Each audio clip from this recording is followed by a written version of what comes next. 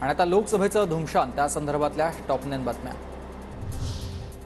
मवियाचा जागा वाटपाचा सूत्र ठरलेला आहे। शिवसेना उबाठा गट 22, काँग्रेस 16 आणि राष्ट्रवादीला 10 जागा दिल्या जाणार, तर वंचितसाठी 4 जागांचा प्रस्ताव। हातकणंगलेची जागा राजू शेट्टी यांना शिवसेनेच्या कोट्यातून खात्रीलायक सूत्रांची माहिती। शिवसेनेच्या वाट्याला रत्नागिरी, रायगड, ठाणे, कल्याण, पालघर, नाशिक, शिर्डी, जळगाव, मावळ, धाराशिव, परभणी, छत्रपती संभाजीनगर, बुलढाणा, हिंगोली, यवतमाळ, हातकणंगले, सांगली, दक्षिण मुंबई, दक्षिण मध्य मुंबई, मुंबई उत्तर पश्चिम, मुंबई उत्तर आणि ईशान्य मुंबई अशा 22 जागा।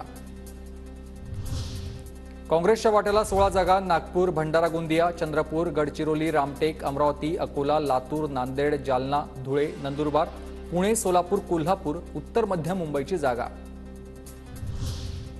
मवियाच्या जागा वाटपाच्या सूत्रात शरद पवार गटाला लोकसभेसाठी बारामती, शिरूर, बीड, दिंडोरी, रावेर, नगर, माढा, सातारा, वर्धा, भिवंडी अशा 10 जागांचा समावेश।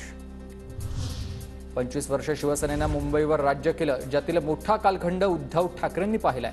पण मुंबईच्या विकासात भर टाकणारा एखादा तरी मोठा प्रकल्प त्यांनी दाखवावा। देवेंद्र फडणवीसांची प्रतिक्रिया। मी पुन्हा आलो, पण 2 पक्षांना फोडून सत्तेत आलो। देवेंद्र फडणवीसांचा उद्धव ठाकरे आणि शरद पवारांवर निशाणा। सत्तेसाठी, खुर्चीसाठी ठाकरेंनी पाठीत खंजीर खुपसला असं म्हणत उद्धव ठाकरेंवर टीका। राष्ट्रवादी शिवसेना परिवारवादामुळेच फुटली फडणवीसांचं विधान। पवारांना मुलीला तर ठाकरेंना आदित्यला पुढे आणायचं होतं, जे बाळासाहेब ठाकरेंच्या विचारांच्या विरोधात होतं, त्यामुळेच पार्टी फुटली, देवेंद्र फडणवीसांचं विधान। परिवारवाद, जात, धर्म याचा विचार पवारांनी केला असता तर माझ्यासारख्या मागासवर्गीय मुलगा इथवर आला नसता। जितेंद्र आव्हाडांनी खोडलाय फडणवीसांचा दावा। प्रमोटच करायचं होतं तर त्यांनी मुलीला 25व्या वर्षी मंत्री केलं असतं, अशी जोडली पुष्टी। मल्लिकार्जुन खरगे काँग्रेसचे अध्यक्ष असले तरी त्यांना निर्णयाचा अधिकार नाही।